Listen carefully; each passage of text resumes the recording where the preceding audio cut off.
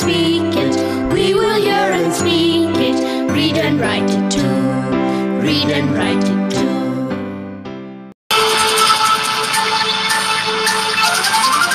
दोस्तों, अब आपकी बारी है।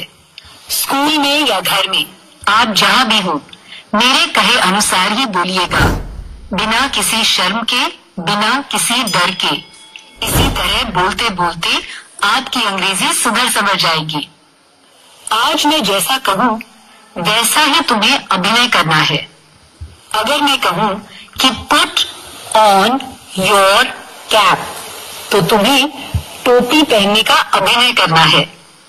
पुट ऑन योर पैंट, तो पैंट पहनने का अभिनय करना है। सब बच्चों को मिलकर करना है। पहले सुनो कि मैं क्या कह रही हूँ और उसके बाद वैसा ही करना। और शर्माना नहीं है। लड़कियों और लड़कों सबको मिलकर एक साथ करना है। सबसे पहले सब बच्चे खड़े हो जाएं।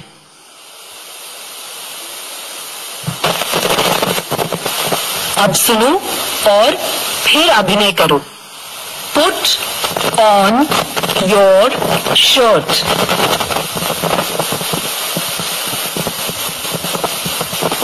सही किया ना?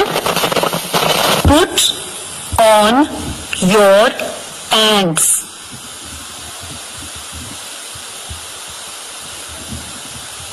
Now put on your shoes.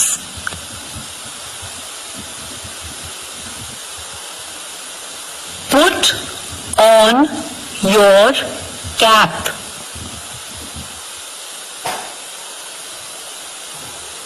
Good. अब मैं जो वाक्य कहूंगी उसके लिए लड़कियों के साथ लड़कों को भी अभिनय करना है। Put on your साड़ी,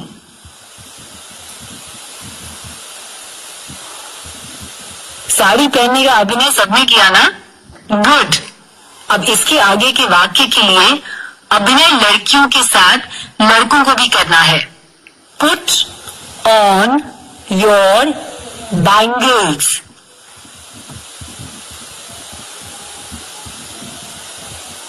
चूड़ियां पहनने का अभिनय किया? सबने किया ना? अब बैठो, सिट डाउन।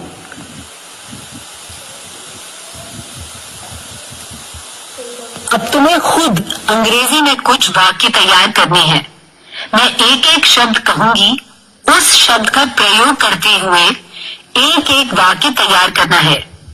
अगर मैं कहूं शर्ट, तो तुम कह सकते हो this is my father's shirt, या my friend has a shirt, या I want a shirt। समझ गए ना? घंटी बजते ही टीचर जी किसी एक को खड़ा करेंगे।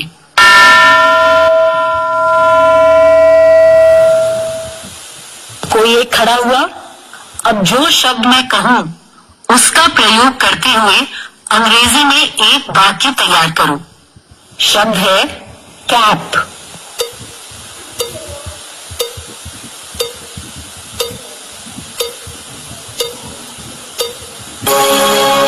कैप, इस शब्द का इस्तेमाल करके अंग्रेजी में वाक्य तैयार किया? गुड। अब दूसरा कोई बच्चा तैयार?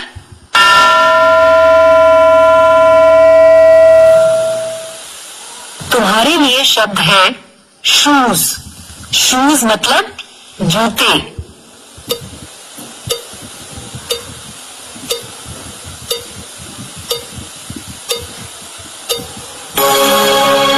शूज, इस शब्द का प्रयोग करते हुए वाक्य तैयार किया?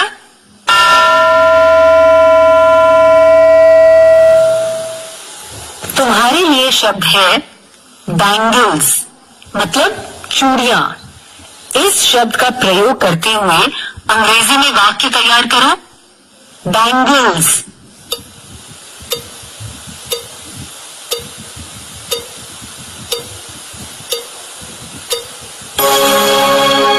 गुड।